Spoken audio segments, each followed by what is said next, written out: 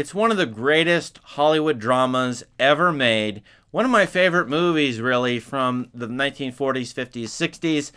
On the Waterfront, 1954, starring Marlon Brando.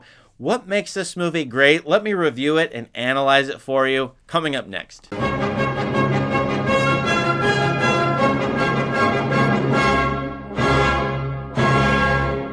On the Waterfront, directed by Elia Kazan. Great director, great social political critiques in his movies. Always really interesting visually and sonically. The score is done by Leonard Bernstein here. This movie is a classic literary American drama. And, you know, they don't make them like this. They're very hard to make like this. A lot of symbolism and themes, extremely complex characters. And with social and religious critique, this movie blends it all. So you gotta watch On the Waterfront if you've never seen it. The story is about an ex-boxer, sort of a classic American type, who works with the local mob who run the Union of the Longshoremen. These are dock workers who haul goods off ships at a New York City port. And the mob sort of controls the union and the dock workers.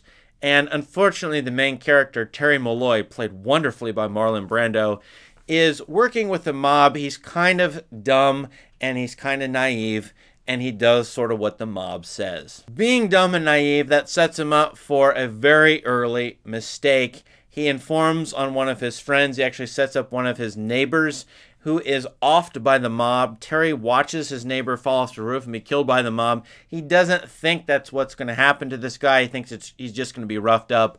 But unfortunately, Terry is partly responsible for his neighbor's death very early on in the movie. A literal fall and a metaphorical capital F fall. I say the word fall because this in part is a Catholic movie featuring a passionate Catholic priest played very well by Karl Malden, and the themes of resurrection, crucifixion, sanctification, original sin, and sin, they're peppered throughout this movie, centering mainly on Terry Molloy, but also in the whole social atmosphere of this movie. The whole world in this movie needs to be redeemed through preaching and crucifixion and resurrection in a way. And that's what the priest brings to this movie to help Terry Molloy understand that he is corrupted, working with a corrupt group, the mob, and that he needs to change his ways. Now, Terry's brother, Charlie, played by Rod Steiger, is the second man in the mob, second in command, working with the main mobster, Johnny Friendly, who is a jovial but nasty guy,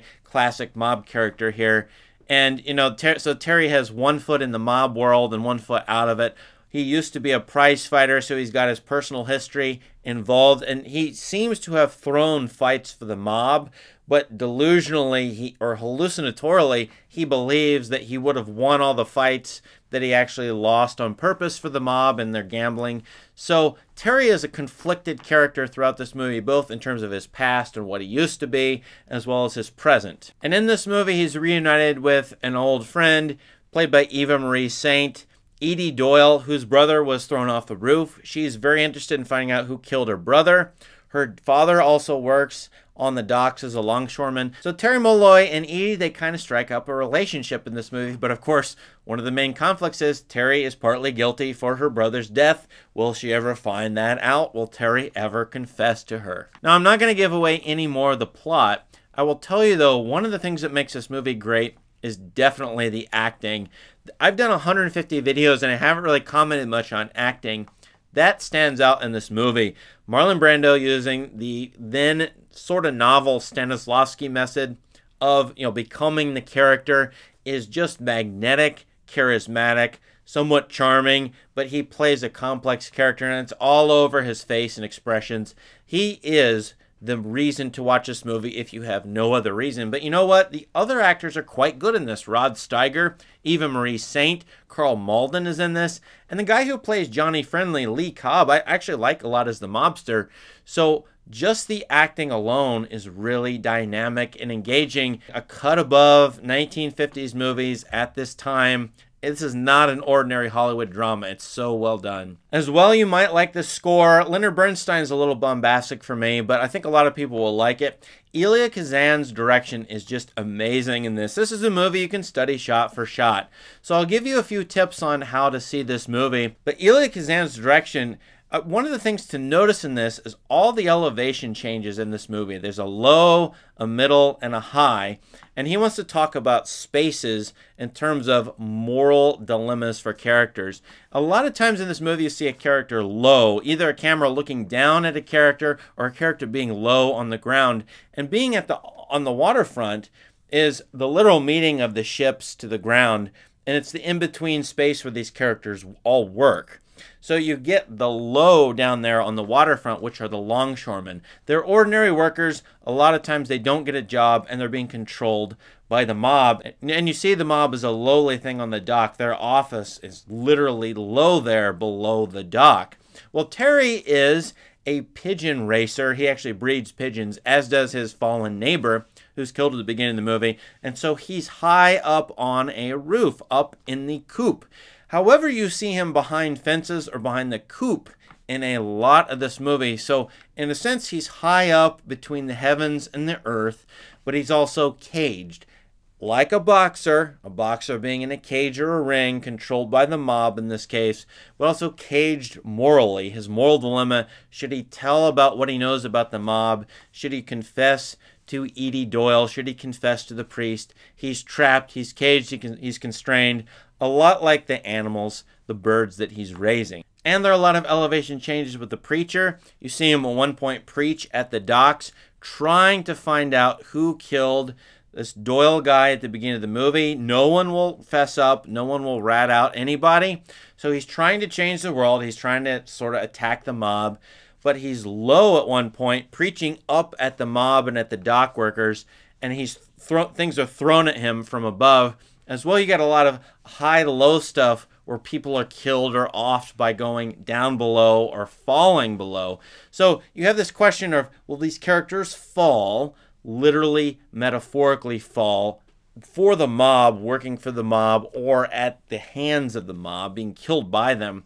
Or will they rise up and go above the mob, go above, the ordinary morals, the amoral world of the docks, and will they become these sort of Christ-like figures? Which is what happens, spoiler alert, to Terry, who becomes, in a way, a Jesus Christ figure who's going to transform the world of the docks. Now, here is part of our analysis that's interesting, I think. At this time, you have, in a sense, the notion of the separation between the church and the state or the secular realm. So when the priest in this movie asks all the guys to fess up, they're in the church early on, and no one says anything about the mob or says who killed Doyle in the church. The priest can't get them to do it. The mob brings their goons to the church and attacks the church. So the world comes to the church and attacks it. The priest then spreads out and goes out to the docks and says at one point, crucifixions happen all throughout the world. The dock is a place to be redeemed as well. The church is not just for the church building, it's for the whole world. And the priest, with his passion and his exuberance and his Christ-like devotion to saving the world and saving, crime, or keeping crime from happening in the world and stopping sin, he's going to bring Christ and the crucifixion and resurrection to the world. That's what he's trying to do with the docks here. The question is, will any of these dock workers rise up in the sense of elevation change and become that sort of crucified figure for the sake of the rest of the dock, for the rest of the longshoremen? And that figure, of course, is Terry, who has all the baggage, the moral baggage in this movie, who's fallen early on in his choices and who pays for all of his choices in this movie, including, spoiler alert, losing his brother, being attacked by the mob, and, having his life threatened. And in the last scenes, when he's leading the dock workers or representing them as he's attacking the mob, he has to descend down to the mob's level to fight them, but then rise up to go into the ship and inspire the dock workers, the longshoremen, to continue to work. There are really a lot of Christian parallels in this movie. This is a time in Hollywood where they are creating movies for Catholics, a lot of priests in movies, because there's a humongous Catholic population in the United States and they're moviegoers.